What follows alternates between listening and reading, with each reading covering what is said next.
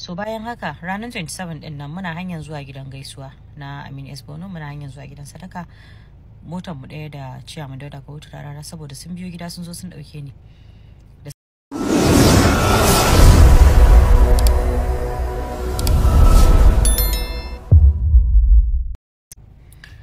Baran baku dan wani takaitaccen labari duk da dai ba ko da yaushe ya kamata a ce mutum duk abin da aka yi sai ya yi kokari ya fito ya yi bayani akai ba.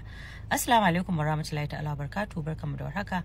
Ina mana fata alkhairi tare da fatan amincin Allah ya tabbata a gare mu baki daya. Shekaran jiya 27 ga watan Nuwamba aka yi sadakar bakwai na Malam Aminu S Bono. Allah ubangiji ya gafarta mishi, Allah ya sa aljanna ce makomarsa, mu kuma idan ta mu karshen ta zo Allah ya sa mu cika da kyau da imani. Ina mana fata alkhairi. So bayan haka ranar 27 din nan muna hanyar zuwa gidan gaisuwa na Aminu S Bono, muna hanyar zuwa gidan sadaka. Motar mu ɗaya da Ciyaman Dauda Kahutu Rarara saboda sun biyo gida sun zo sun ɗauke ni da sassafe. Muna hanyar tafiya sai na ce mishi to na je gidan rasuwa ba yau ba, na yi bincike game da lamarin iyalan Aminu S Bono domin mu ga ta ina ya kamata mu taimaka musu. Na ji labarin an ce ba su da gida, gidan da yake ciki ba gidan shi bane, gidan haya ne. Sai ya ce okay, shi bai ma san a gidan haya yake ba. Na ce to na san yanzu da zaka je ba zaka rasa wani abu da kila zaka ce zaka yi na taimako ba, ko da ba yanzu ba ko daga baya ne. So ina son lamarin gidan ya zama yana daga cikin abin da zaka iya shiga ciki idan Allah ya bada iko. Sai ya ce to Allah ya bada iko, bara dai mu je sai mu ga me zamu iya akai. Muka tafi gidan, bayan mun je mun yi gaisuwa, an yi addu'a da yayyan Aminu S Bono da kannan shi da iyayen shi, musamman ma mahaifiyar shi a gaban shi Rarara yake cewa to in Allah ya daga mai da lamarin iyalansa za mu duba kuma za mu yi abin da ya kamata akai. Ga Humaira nan duk abin da ake ciki, duk abin da muka yanke za ku ji mu. To bayan an yi haka, bayan mun fito suka aje na gida sai suka wuce shi Kahutu saboda dama Kahutu zai tafi. So bayan ya tafi Kahutu, ni kuma da yamma ta yi na shirya na tafi zan je duba Samha saboda ba ta da lafiya, har an kwantar da ita a asibiti. So na je duba Samha, muna gidan sai aka kira wani ana ce mishi Malam Ahmed, wani a office din mu yake.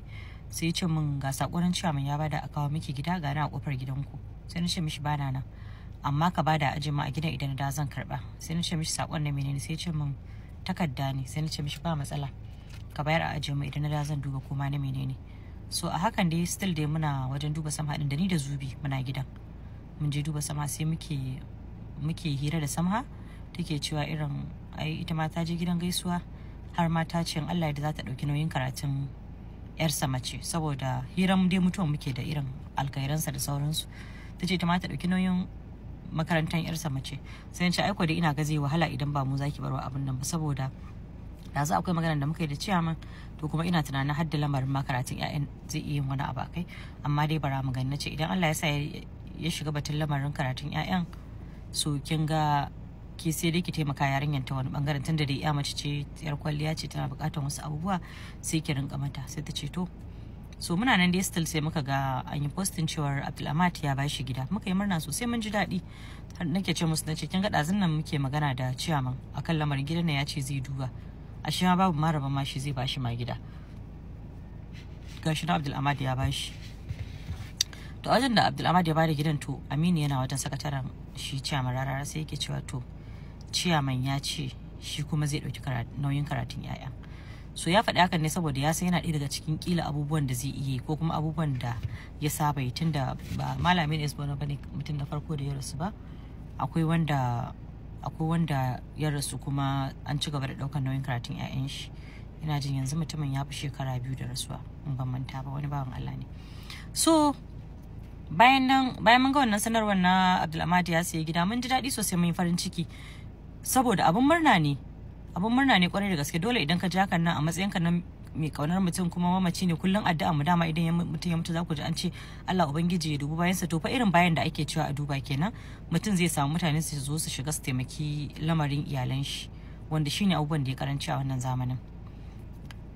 Sai kuma abu na biyu, bayan na dawo gida da daddare, dan daga nan gidan sama din mun dade sosai, na ma dauke ta na kai ta asibiti, aka mata allura, na aje su Zubi, sannan na dawo gida. Kafin da gida wajen 11 da na zo gida na duba wani takarda aka kawo, sai na ga takarda, ashe Allah sarki takardan gidan nan ne ya bada a kawo min. Na dauka na duba, sai na dauki abin a Snapchat, kamar na san surute zai biyo bai, sai na yi wa takardan snap haka sai na tura wa chairman a snap din da time a jiki da date da komai. Bayan na tura masa sai na kira shi sai nake ce mishi ka gani abin nan ashe takardan gidan ma ka bayar sai yanzu na dawo. Ai da na sani ma da ma ban fita ba irin da kun ga da za a zo a same ni on time a bada takardan kila ma da za mu riga bada duka ɗaya ne da Abdulhamid din da ya bada da mu din duka ɗaya ne alhamdulillah buƙatar dama dai kawai dai su samu a basu. Da dauka na tura mishi yana nan snap din Allah ya sa yana nan kuma time da dates din jikin snap baya canjawa ba a ƙarya da shi. Na dauka na tura mishi so maganar ya wuce so kwana biyun nan tsakanin daga shekaran jiya ma da aka sanar da an bada gidan da jiya da yau sai naga mutane suna dan yin surutai suna cewa a dama ba shi da gida sai yanzu za ku ba shi gida me yasa tun yana rayu ku taimake shi ba sai yanzu haba bayan Allah. Abin da ya fi karanci shine bayan idan mutum ya mutu a taimaki iyalansa. Sau da yawa za ku ga mutum uba ne ko uwa iyaye dai su tara arziki su tara dukiya sai su zo su mutu. To wallahi in ba 'ya'ya masu imani suka samu ba wasu 'ya'yan wallahi a cikin wannan dukiyar da suka tara ba sa iya cire wani abu daga ciki su sauke musu nauyin bashi da ake bin su. Mun sha jin labarin ire-iren waɗannan cases din na san kuma ba za ku rasa ji ba. Sai ku zo ku ga ana rigima akan gado a cire a biya wa mamaci ma haƙƙin rai haƙƙin kai haƙƙin bashi da yake kansa wallahi wasu iyalan ba sa iya cirewa su yi. Sannan wasu ƴan uwan za ku ga mutum a kanin babanka ne ko kuma wani dai dan uwanka ne na jini wanda ya kamata a ce ya taimake ka bayan mahaifinka baya nan. Yawanci wannan abin yana yin karanci a cikin al'umma. Marayu nawa ne iyayensu suka mutu aka yi banza da su a cikin al'umma. So at least dai iya wannan dai yunkurin da muka yi mun yi iya namu dama ba za mu iya gabaki ɗaya ba Allah dai abin da ya bada iko shi za a yi. Ni na ɗauki nauyin biyan bashi ban san ko nawa bane na can Allah yadda zan yi ina sa ran ba zai fi ƙarfi na ba kuma alhamdulillah rabbi ina jin nayi Allah ma ya taimaka ba ma mutum bane ma mai rigiman bashi ko wani mai cin bashi ba. Yawanci ma dan abu ne da bai ta kara ba dan deposit din kuɗin aiki da sauransu shine kuma yawanci ma duk dai an dai clearing abin da ya kamata a yi alhamdulillah. Sannan kuma Abdulhamid ya zo ya dauki gida ya ce ya bada. Sannan kuma cewa Rarara ya zo ya ce zai dauki nauyin karatun ƴaƴan shi. To menene abin a cikin ku rinka cewa ba ma taimakon junan mu sai mutum ya mutu wasu ma cewa suke yi duk tsawon zaman da ake tare da shi duk wahalan da yake mana ko gidan kanshi ba shi da shi. 90% din mu talakawa ne mu a cikin wannan masana'anta. Yawancin mu bamu da gidajen kanmu, yawancin mu gidajen haya muke, ni ma a gidan haya nake. Ire-ire na da yawa a gidan haya suke, waɗanda suka fi ni a gidan haya suke, waɗanda ba su kai ni ba wasu a gidan haya suke. Wasu suna da gida masha Allah tabarakallah muna da yawa. Amma kuma a hakan muke ci gaba da rayuwar mu bai zama farilla dole sai mutum ya mallaki gida ba. Idan mutum ba shi da ikon da zai tara kuɗi a dunkule sai gida idan yana iya biyan hayan ma alhamdulillah. Allah ya rufa mishi asiri don wani wasu ma hayan ya fi karfin su. Kuna cewa irin ai mutum tuntuni ba a taimake shi ba sai da ya mutu taimako bayan mutuwan wani sa'in dan adam ya fi bukatar sa wallahi. Ya fi bukatar sa ka taimake shi a daidai wannan lokacin. Sannan dan kana tare da mutum ko kuma dan kana aiki da mutum ba shine fa zai sa ya zama responsibility din mutum yana kanka ba. Idan kana da iko kana tare da mutum kyautatawa tana da daɗi. Yi dai kokarin ka kira mutum aiki ko kuma ka saka mutum wani aiki a bangaren sa aikin sa kai kokari ka biya shi haƙin sa. Idan ka masa ka gama mishi komai kawa mutum aiki kuma ka biya shi haƙin sa. Sannan kyautata tana da daɗi idan kana da shi yana da kyau ka kyautata masa a matsayin shi na wanda yake tare kai da fata kuma yake kyautata maka kuma yake kokari ya ga cewa ya tsaya kai da fata akan abinka dan ka masa alkhairi babu laifi amma kuma rashin yin ma bai zama laifi ba.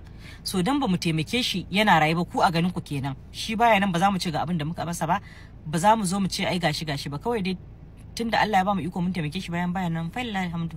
Allah ya ba mu sauran ƴan uwanmu su ma ikon ci gaba da taimakon wasu mu ma Allah ya ƙara ba mu ikon da za mu ci gaba da taimakawa na ƙasa da mu. Sannan masu ganin cewa ai ko gida mutum bai da shi ko kaza to yanzu kun san cewa yawancin mu ba mu da gida. In kuna da iko sai ku taimaka mana ku bude wata gidauniya da za ku rinka gina gidaje kuna ba mu yan fim. Kar mu zo mutu a ce a shi wani ko gida ba shi da shi ba mu da shi ba za mu yi ƙaryan muna da shi ba. Shine kawai. Ku rinka yin fata na gari ku rinka yin yan adam kyakkyawan fata sannan yawanci kokari ake dole sai an ce mu dai ga laifin mu saboda ku ba kwa son ku ga laifin mu ya goge a idan al'umma ko da yaushe mu ana son a ce ai mu dai mun gaza to idan aka kullun ake faɗin laifin ma cikin al'umma me zai kare ku da shi ba abin da zai kare ku da shi banda bacin rai dole an kaji an ce wani laifin shi kaza ne idan laifin ba mai daɗin saurare bane dole zaka ji ranka ya ɓaci a matsayin mutum na dan uwanka musulmi tsakaninka da shi fatan alkhairi ne da fata lamiri ne ko menene ake cewa Hausa. So fatan alkhairi ya kamata ka rinka yi wa kowa idan mutum ba zai iya ba ka faɗi alkhairi ko kai shiru fale kul khairan aw liyasmut. So mu rinka kokarin kyautatawa junan mu dan Allah da nan mu daina kokarin dole sai mun binciko laifin junan mu shi dai tashi tayi kyau alhamdulillah muna samun nutsuwa sosai da kwanciyar hankali idan mun ji irin yadda mutane suke faɗan alkhairin wannan bawa nasa. Allah ka jaddada rama a gare shi, Allah ubangiji ka rufa ma iyalansa da ƴan uwansa asiri duniya wa lahira. Allah ka buɗa musu ta inda ba su zata ba sai ta hanyar mu ba. Ina ma kowa da kowa fatan alkhairi.